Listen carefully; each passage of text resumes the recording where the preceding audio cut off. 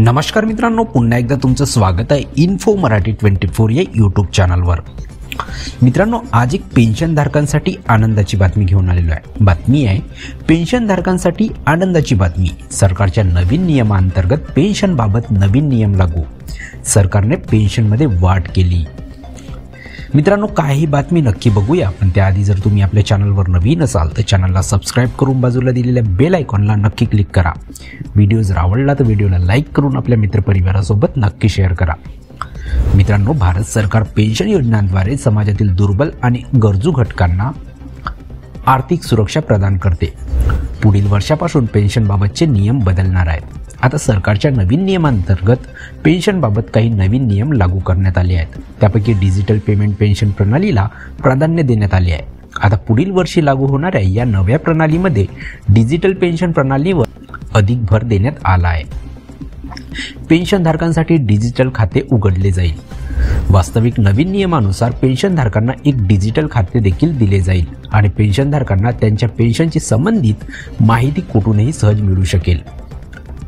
या automatic digital pension system अंतर्गत पेन्शनची रक्कम प्रत्येक महिन्याच्या पहिल्या दिवशी थेट बँक खात्यात जमा केली जाईल।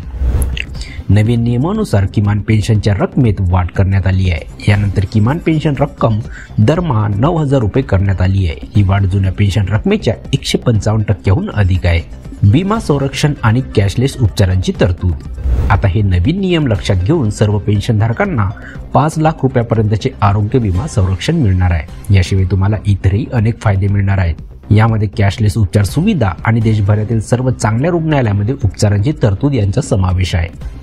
एवढेच नाही तर टेलिमेडिसिन सेवाही उपलब्ध करून दिली जाणार आहे। या सर्वांसोबतच जीवन प्रमाणपत्राची सोपी प्रक्रिया नव्या नियमांतर्गत स्वीकारण्यात आली आहे। आता नवीन प्रणाली अंतर्गत जीवन प्रमाणपत्र सादर करण्याची प्रक्रिया डिजिटल करण्यात आली आहे, ज्यामुळे ही प्रक्रिया आणखी सुलभ होणार आहे। ऑनलाईन तक्रार निवारण प्रणाली स्थापन केली जाईल। याशिवाय पेन्शन तक्रार निवारण प्रणाली देखील स्वीकारण्यात आली आहे, जी 15 दिवसात म्हणजेच 24 तासात सोडवली जाईल आणि ही ऑनलाईन तक्रार निवारण प्रणाली संपूर्ण आठवडाभर स्थापित केली जाईल। आता नवीन नियमानुसार लाभार्थी त्यांच्या तक्रारीच्या स्थितीचा सहज थेट मागोवा घेऊ शकतील, जेणेकरून त्यांच्या तक्रारीची प्रक्रिया कुठपर्यंत पोहोचली आहे आणि तिचे निराकरण किती प्रमाणात झाले आहे हे त्यांना कळू शकेल।